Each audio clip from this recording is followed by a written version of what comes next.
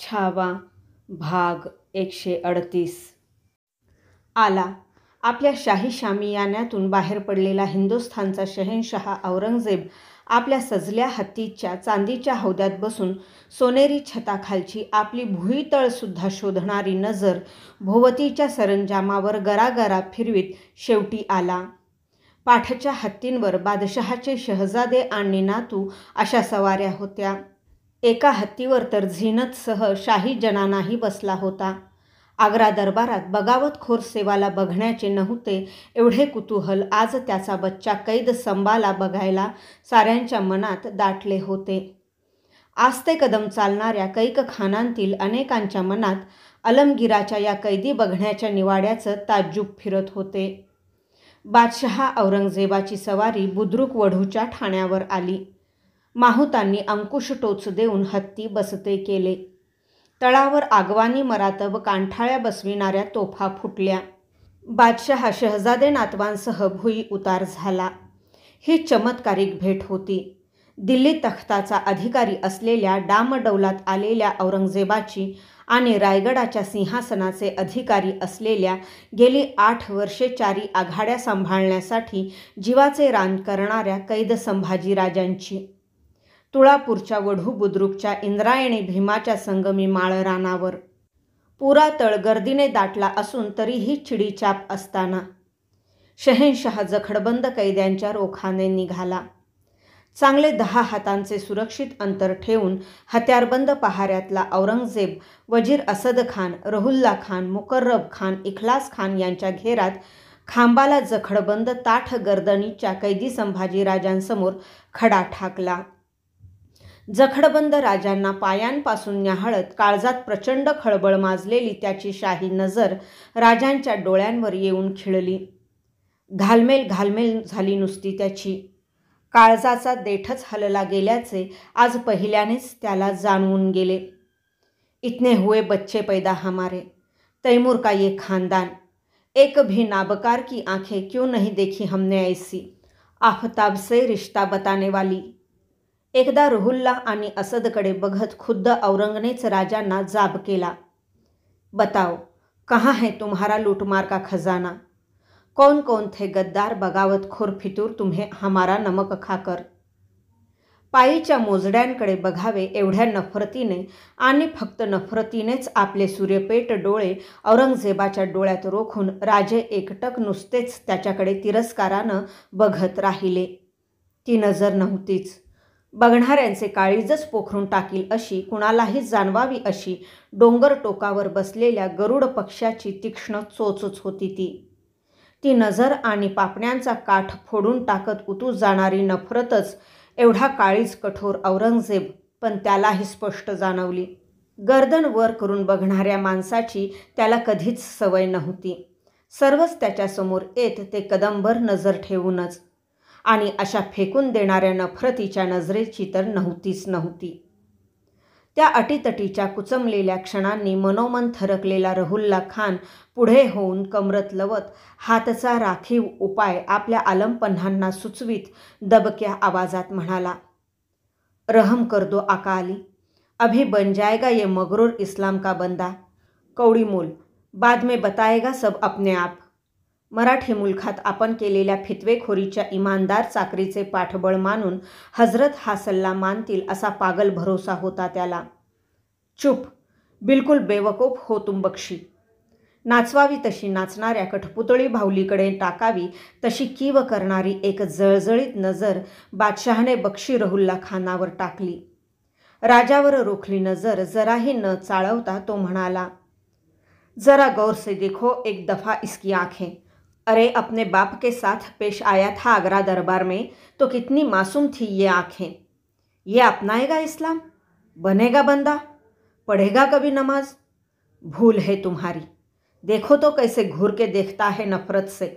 आंखें नहीं है ये, जलती मशाले हैं मशाले. इसको बंदा बनाना, आस्तने में अंगार रखना है. दख्खनी, निकाल दो ये बेमुरव्वत आंखें. जलती सलाख घुमाओ इसकी आंखों में. दे दो इस मगरूर काफर को नई नजर. रहुल्लाकडे ढुंकून सुद्धा न बघता दख्खनी इखलासला शहेनशाहचा क्षणात आखरी हुकमही सुटला. हयातभर हिंदुस्थानात वनवन भटकलेले मोगली शाही बुढेपण अंगभर थरारले. लाकडी खोड्यातले मावळी तरुणपण ते ऐकताच आपले उभे शरीर भुईवर फेकून देत डोळ्यातच एकवटले. तोफेचे भांडे फुटावे तशी राजांची भोसलाई जबान तडतडली. अरे, तुला दिसतात खुपतात तसे दोनच नाहीत आमचे डोळे. आमचे शेकडो हजारो मावळे आमचे डोळेच झालेत. हिंदुस्थानचा शहेनशहा असलास तरी काढू शकतोस ते सांडसी वापरून? काढ. पळाचाही वखत न गमावता आमचे हे डोळेच पहिल्याने काढून टाक. तुझी शक्लसुद्धा बघायची इच्छा नाही आम्हास. गेलीच तर आमची एकल्याची नजर जाईल, पण मिळालीच तर मिळेल त्यानंच नवी नजर आमच्या घरट्या घरट्यातील जान कुर्बान मावळ्यांना. त्या बकवासीकडे लक्षही द्यायची गरज न वाटलेला औरंगजेब क्षणभरच कैदी कुलेशांच्या बाजूने 2 कदम सरकला. त्यांनाही निरखले त्याने खालवर.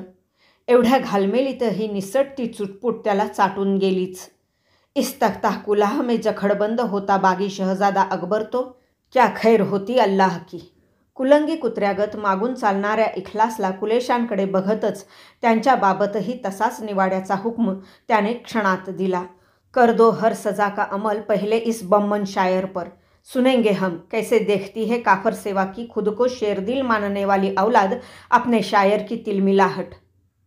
जी हुजूर. दोन्ही कैद्यांच्या सजा ऐकून हबकलेले मुकर्रब इखलास एकदमच कमरेत लवत म्हणाले. सफेद कोरीव दाढी फिरलेली गर्दन बादशहाने झटकली.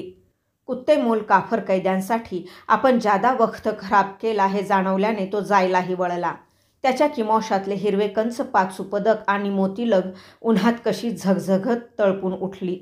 आता तो पुन्हा कधी कधीच नजरेस सुद्धा पडणार नाही म्हणून राजे कसे अंगभर उकळून गेले.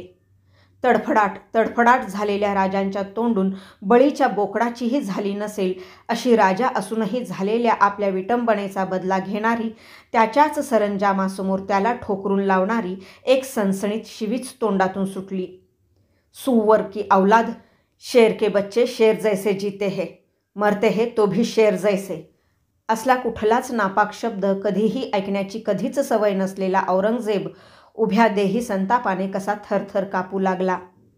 एका मामुली कैद्याने हिंदुस्थानच्या शहेनशाहला चक्क तोंडावर सुवर म्हणावे, तेही शहजादे, वजीर, सरदार, प्यादे यांच्या सामने. आत मुडपलेले त्याचे पाताळयंत्री पातळ ओठ शाही घुश्याने थरथर कापू लागले. तटतटून फुगलेली मस्तकावरची शीर थडथडू लागली.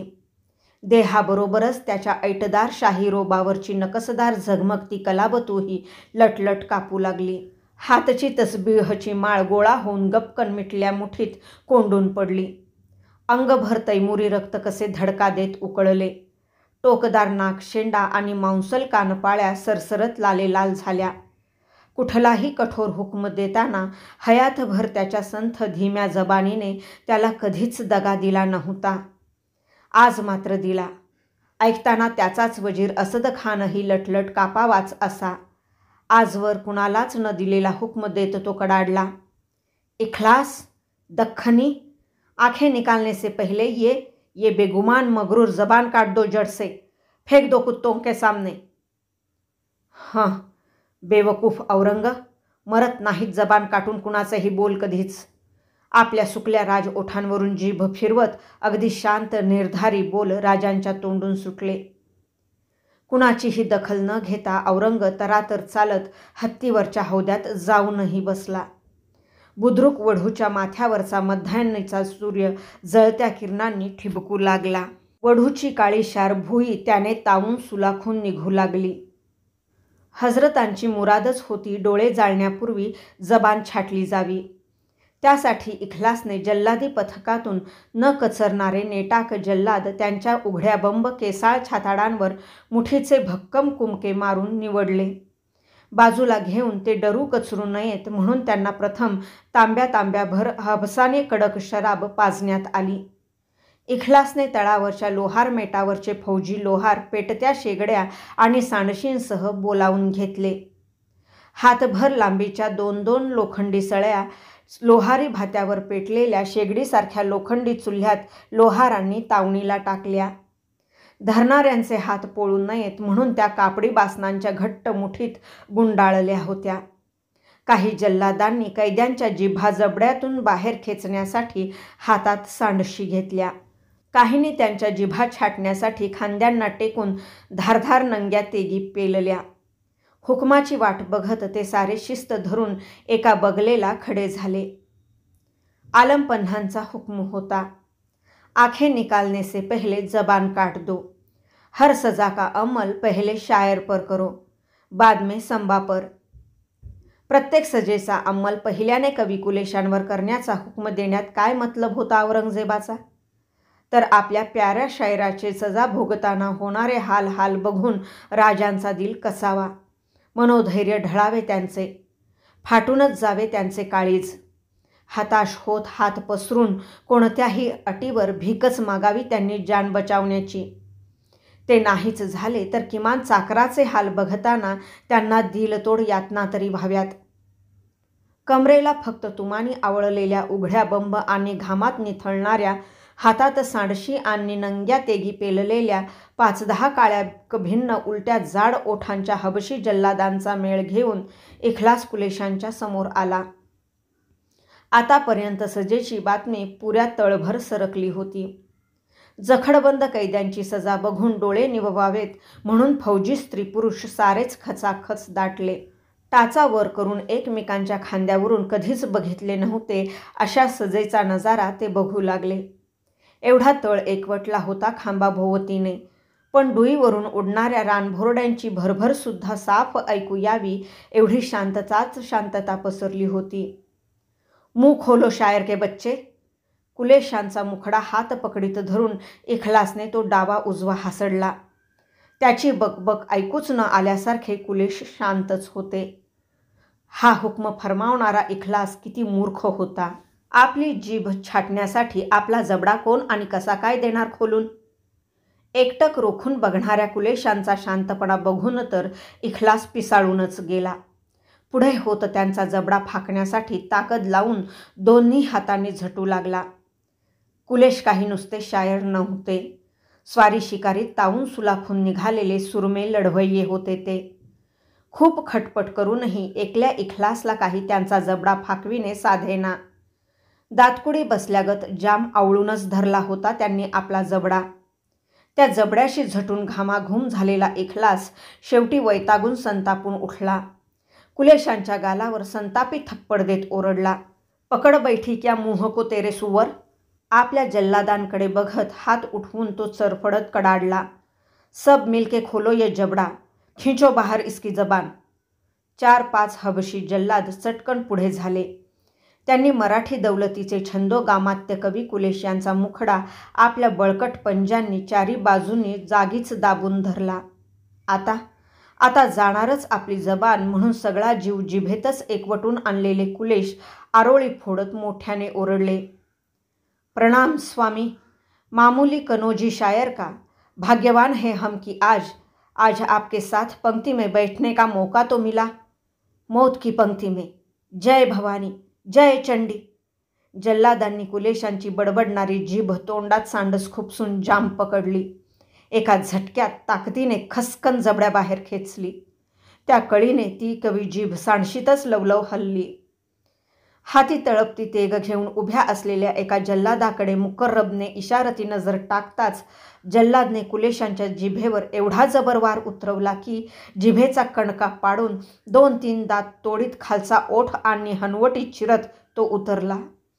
एक चित्कारी हंबरडा फुटला. भोवतीच्या बेहोश जल्लोषात तो मुरूनही गेला. अंगावरचा तख्ता कुलाह चिंब भिजवून टाकणारा रक्त चिळकांडीचा फव्वारा उडाला कुलेशांच्या चिरफाळल्या तोंडातून. त्यांच्या कपाळीचा आत्तापर्यंत नावापुरताच उरला कनोजी पद्धतीचा गंधटिळा त्या फव्वाऱ्याने दिसेनासाही झाला. अंगचा विदूषकी पेहराव ओघळत्या रक्ताने चिंब भिजला. आपल्या खोड्यातून राजांनी रक्तधारात न्हाऊन निघालेल्या कुलेशांच्या चेहऱ्याकडे बघितले. आपल्या बाळराजांनाच घालावी तशी केवढी तरी हळूवार साद त्यांनी कुलेशांना घातली. कविराज. त्या तुटल्या जीभ गड्ड्यातून असह्य वेदनांचा आगडोंब उसळला असताही आपले डोळे उघडून छंदोगामात्य कुलेशांनी आपल्या स्वामींकडे शांतपणे डोळाभर बघितले. भोवतीच्या जमावाच्या कल्लोळत्या आरोळ्यांनी इखलास तर आता पुरता बेभान झाला होता. कुलेशांच्या जबड्याचा अनुभव घेतल्याने आपणहून त्याने शहाणपणाने राजांच्या जबड्याला काही हातही लावला नाही. सजेचा अंमल करणाऱ्या जल्लादांवर मात्र तो खेकसला. डर गए कमजोर डरपोक, खोल दो ये भी जबड़ा, काट डालो काफर की हजरत को गाली देने वाली मनहूस जबान. हुकमांचे ताबेदार 5-7 जल्लाद पुढे सरसावले. झुंपली.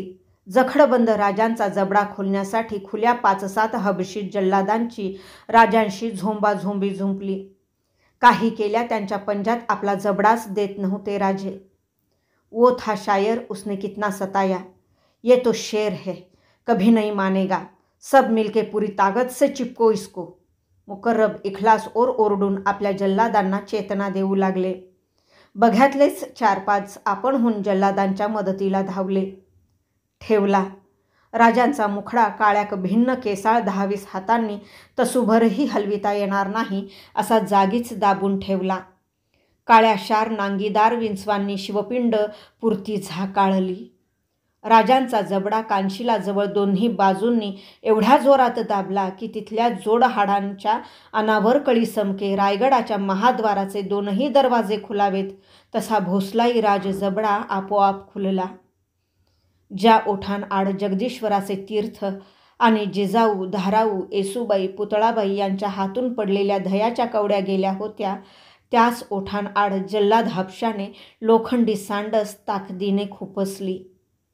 आनंदाच्या आणि दुःखाच्या दोन्ही क्षणी कुलदेवतेचे स्मरण करणारी जगदंब जगदंब अशी नांदी उठविणारी क्षत्रिय कुलावतंस श्रीमन महाराज हिंदू पदपादशहा गोब्राह्मण प्रतिपालक संभाजीराजे यांची जीभ सांडशीत घट्ट धरण्यात आली. ला इलाह अशी बघ्या हाशमांच्या पाठकण्यात सुरसुरी उठवणारी गर्जना फोडून विस्फारता येतील तेवढे हबशी डोळे विस्फारून हत्यारी जल्लादाने हातच्या तेगीचा ताकदवर वार सांडशीत पकडलेल्या बाहेर खेचलेल्या राजांच्या अंजिरी जिभेवर उतरवला. रक्ताची फवारती कारंजीच उडाली. धीन धीन कानठळ्या बसविणारा बघ्यांच्या कल्लोळी कालव्यांच्या आरोळ्यांचा पाऊसच पाऊस पडला. सांडशीत पकडलेल्या बेगुमान मगरूर जिभेचा वळवळता तुकडा जल्लादाने त्यावर पचकन थुंकून खाणे दो कुत्तों को म्हणत सांडशीसह वढू बुद्रुकाच्या तापल्या धुळीत फेकून दिला. ज्या देहावर अभिषेकसमयी देशभरच्या पवित्र नद्यांच्या जलाचा वर्षाव मंत्रघोषात झाला होता, त्याच देहावर त्याच्याच रक्ताच्या चिळकांड्या उतरल्या. वेदनांचा एवढा आगडोंब उठला त्यांच्या जिभगड्ड्यातून, पण बेभान होत एक साधा हुंकारसुद्धा फुटला नाही त्यांच्या ओठांबाहेर. ओठ दातांखाली घट्ट दाबून गच्च मिटल्या डोळ्यांनी आवरता येत नव्हते म्हणूनच त्यांनी जिभगड्ड्यातले ओघळते रक्त ओघळू दिले. काही वेळाने शांतपणे डोळे उघडले. समोरच्या धुळीत आपलीच पडलेली वळवळती जीभ बघताना मात्र काळीज गलबलून उठले त्यांचे. फक्त एकाच विचाराने. आजवर कधीच नाही पडला भुईवर याच जिभेतून बाहेर पडलेला आमचा साधील शब्दसुद्धा. पण आज ती जीभच पडली आहे भुईवर. शांत होण्यापूर्वी वळवळून ती आम्हासच म्हणते आहे, धनी द्या एखादा साजेसा हुकूम, या क्षणीही पाळीन तो. त्या विचाराने तर राजे देहातीत होऊन आपल्याच जिभेकडे एकटक बघताना पुरते हेलावले. खळबळ खळबळ माजली त्यांच्या काळजाच्या खोलवटात. राजे आणि कुलेश रक्तमाखल्या तोंडांनी एकमेकांकडे बघत होते. आता ते 2 जीव नव्हतेच.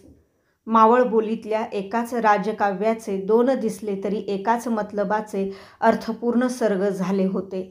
छत्रपती आणि छंदोगामात्य ही 2 वाटणारी त्यांची रूपे त्यांच्या जिभगड्ड्यातून अंगभर ओघळून एकमेकात मिळू मिसळून गेलेल्या रक्त ओघांनी त्यांच्या पायतळी एकरूप झाली होती. अंगच्या वाहिल्या रक्ताने लालेलाल, मनोमन एकरूप. असताच आबासाहेबांचा प्यारा कविभूषण हे बघायला आता तर रचूनही टाकला असता त्याने शिवराजभूषणसारखा काव्यग्रंथ, कविराजभूषण असा. सजेचा पहिला हप्ता संपला होता. तुटल्या जिभांच्या गड्ड्यांतून दोन्हीही कैद्यांना मरणप्राय यातना होत होत्या. त्या यातनांची नव्हती एवढी खंत दोघांनाही एकाच गोष्टीची वाटत असावी. बागलांपासून तंजावरपर्यंत पसरलेल्या मराठी दौलतीच्या बाबीने यापुढे औरंग कुठल्या चालीने जाईल. पण या तर्काने मनात उठणारे विचार त्यांना एकमेकांशी बोलण्याचे साधनच आता उरले नव्हते. कुलेशांना राजांना मनसुब्याचे म्हणून म्हणायचे होते, इससे ज्यादा जलकोट उठाने चाहिए फिरंगी मुघल मिलने से पहले. हो सकता है स्वामी पर हथियार उठाने वाले शिर्के औरंग की ही मदद लेकर खुद महारानी को भी नहीं देंगे चैन की नींद. पण काहीच न बोलता आल्याने नरड्याची नुसती घाटीच हलत राहिली त्यांच्या. व्याकुळ झाले होते त्यांचे डोळे फक्त त्यांच्या कुचंबणेने. राजांचे मन तर पिंजऱ्यात कोंडलेल्या गरुड पक्षाने नरड्याच्या घाटीला धडकाच धडका देऊ लागले. त्यांनाही कुलेशांना सांगायचे होते. हंबीरराव म्होलोजी बाबा तर जीवाचे सोने करून गेलेच. कंक काका तर वयाने झालेत. आमच्या चौतर्फा दौडणाऱ्या फौजफळ्यांना जाणता निवाडा देणारे आता सरलष्कर कोण? आमचे रुपाजी, मानाजी, विठोजी की संताजी धनाजी? केवढी गफलत होईल आमच्या श्रीसखींनी आमच्या ठाई बाळराजांनाच मानून चालविले तर. औरंगच्या रेट्याला जाब देईल असे निघतील धडाडीचे आमचे रामराजे. आणि होईल काय आमच्या मागं खुद्द आमच्या श्रीसखींचं? खुलताबादेच्या कोठीतील दुर्गाबाईंच्या आठवणीने तर गलबलून गेले त्यांचे आतडे. आता सूर्य कलतेकडे झुकला होता. कणाकणाने मोठा होत होता. कैद्यांची जबान काटण्यात घामेघूम झालेले जल्लादी पथक इखलासने जाव आराम फरमाव म्हणत हटवले. दुसरे तवाने जल्लादी पथक दुसऱ्या सजेच्या अंमलासाठी पुढे घेतले. हातघाईच्या जंगात मैदानावर हलत नव्हता एवढ्या तडफेने आज इखलास हलत होता. खातर होती त्याला, पुरी केली तर एवढी बिकट खिदमत वाया जाणार नाही. त्याचे मालिक हजरत नोंद घेणारच होते त्याची.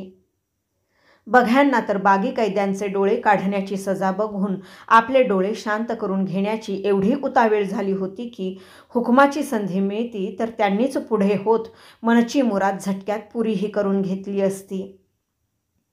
पुढे घेतल्या तवान्या पथकातील 2 तगडे हबशी निवडून इखलासने बाजूला घेतले. आपणच वाकून लोहारी चुल्ह्यातल्या एव्हाना तापून लालेलाल झालेल्या लोखंडी सलाखा त्यांच्या कातडी मुठींना धरत इखलासने चुल्ह्याबाहेर खेचल्या. निवडल्या हबशी जल्लादांच्याच डोळ्यात त्या खुपसल्यासारख्या नेऊन खुद्द तेच कचदिल नाहीत याची अजब पारख करून घेतली त्याने. निवडलेले हबशी हात, पाय, डोळे होते म्हणूनच माणूस म्हणायचे, नाहीतर गंजल्या लोखंडी पुतळ्यासारखेच दिसत होते ते. तसूभरही हलले नाहीत ते. त्यातल्या एकाच्या हातात आपल्या हातातील तापल्या सलाखा खुशीने देत कुलेशांच्याकडे बघत इखलास त्याला म्हणाला, घुसेड़ दो ये जलती सलाखे इस बम्मन शायर की आंखों में. देखेगा इसका मालिक कैसी टपकती है शायरी खून के बजाय अपने शायर की आंखों से. घोंघावते समुद्र वादळ भक्कम खडकाळ बेटाकडे सरकते तसे जी हुजूर म्हणत हाती तापल्या सलाखा घेतलेला हबशी कुलेशांच्या समोर आला, त्यांचे डोळे जाळून काढण्यासाठी. कुलेश तर कवी होते. इथला निसर्गाने नटलेला मावळी मुलूख त्यांनी डोळाभर बघितला होता.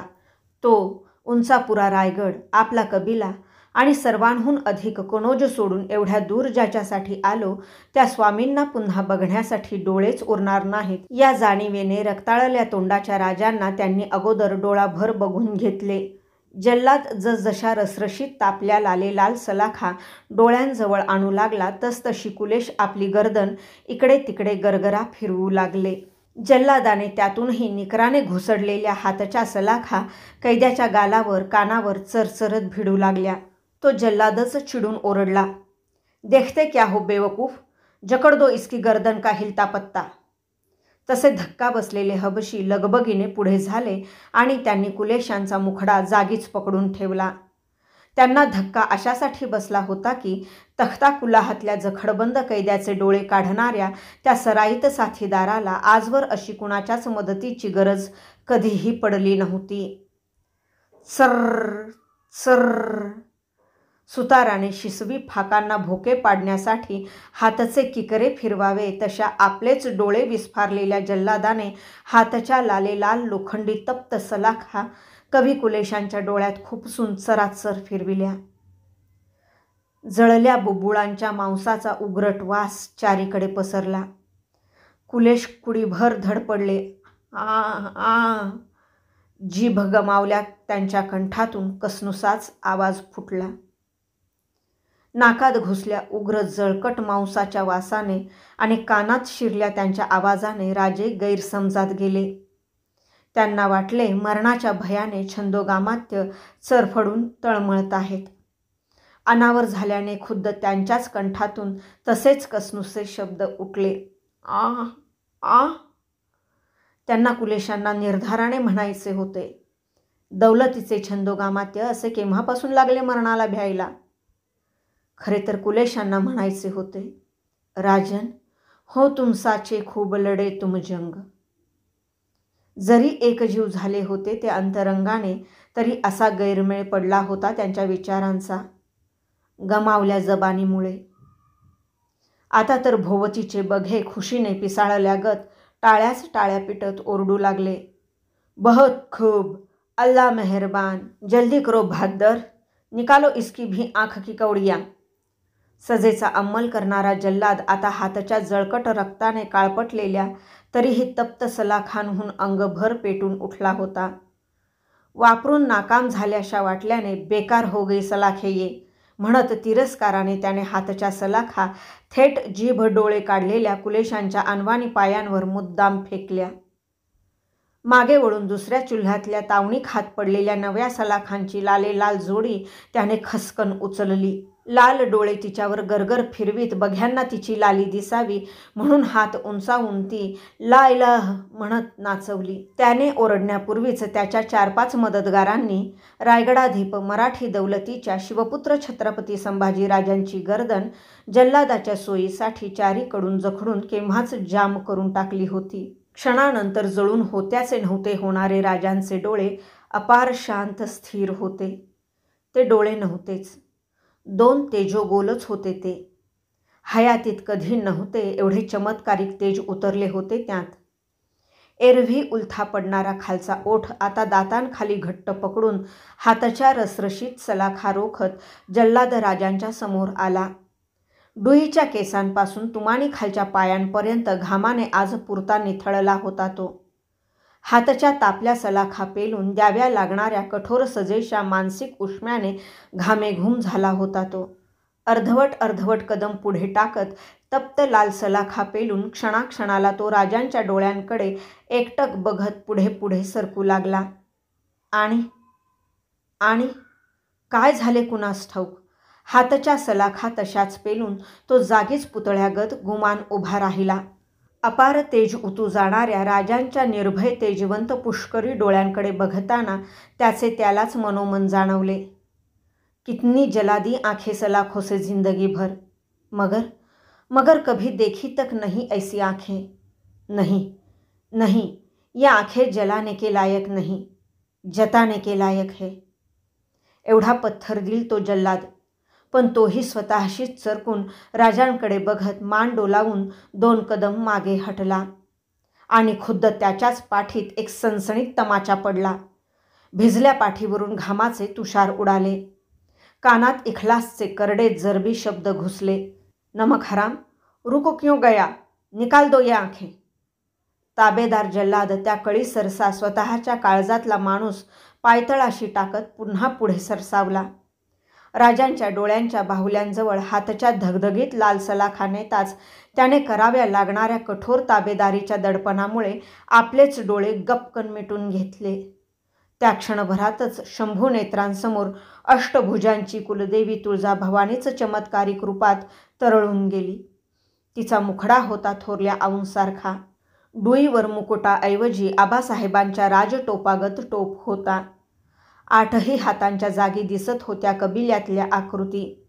सती गेल्या मासाहेब, श्रीसखी आणि होय रामराजांच्या मासाहेबसुद्धा. त्या हातांच्या एक बोटात बालपणी मोठेपणी बघितलेले प्रतापराव, मालुसरे काका, मुरारबाजी, कोंडाजी, कृष्णाजी कंक, हंबीरराव, म्हालोजी बाबा असे कैक मुखडे दिसून गेले. कानात कुठंतरी नांद्या किलकाऱ्या घुमून गेल्या. जय जय रघुवीर समर्थ, उद ग अंबे उद, हर हर महादेव. या गोंधळासी मायांबे लवकर यावे. सर्र सर्र. हातच्या तप्त सलाखा समोरच्या कैद्यांच्या डोळ्यात खुपसून सवयीप्रमाणे त्या जागीच गरगर फिरवून सलाखा तशाच डोळ्यात ठेवून मिटल्या डोळ्यांच्या जल्लादाने थकावटीने आपलेच गुडघे भुईवर टेकले. बघ्यांनी बेभान होत हैदोसी गिल्ला घातला. धीन धीन छोड़ दो अब इसे, जाएगा ये औरंगाबाद बऱ्हाणपूर तक. याही स्थितीत राजांना एका गोष्टीची खंत जरूर वाटत होती. का नाही ठोकले आलमगीराच्या कोणी इमानदार जल्लादाने आमच्या नाकात आणि कानात तोफांच्या रंजुकांना ठोकतात तसे खिळे. म्हणजे आलाच नसता आमच्या आणि कवी कुलेशांच्या जळक्या मांसाचा एकमेकात मिसळलेला वास आम्हास, आणि कानांवर पडलाही नसता बुजगावण्यांचा हा आनंदाने उकळणारा खिजवता कल्लोळ. आता राजे आणि कुलेश यांचे चेहरे एवढे भयान दिसत होते की औरंगजेबाच्या एखाद्या पोर उमरीच्या नातवंडाने त्यांना असे बघितलेच असते तर दातखिळच बसली असती त्याची. डुईवर उंच लाकडी टोप्या, गळ्या हातांना जखडणारे तख्ता कुलाह, अंगावर ढगळ विदूषकी रक्ताळलेले कपडे, कमरेला बांधलेल्या काटेरी वेली आणि जागजागी रक्तथेंब पडलेल्या घंटांच्या माळा, जळून गेलेल्या डोळ्यांच्या खोबणी, त्यांच्यातून उतरलेले जबानी काढल्याने ओठ आणि तोंडभर कुरळ्या दाढीत मिसळलेले साकळलेले रक्त. कसे दिसत होते ते? वळीव पावसाच्या मार्गिरीत तडाखून निघालेल्या मूळच्या अनेक रंगात चितारलेल्या रेखीव देखण्या पण क्षणात ओघळून फिसकटून गेलेल्या भित्तिचित्रांसारखे. मावळतीच्या डोंगरकडांआड सूर्य डुबला होता. इंद्रायणी आणि भीमा यांचे एकमेकीत मिसळलेले संगम पाणी थरकत्या लाटा उठवीत वाहत होते. भाग 138 समाप्त.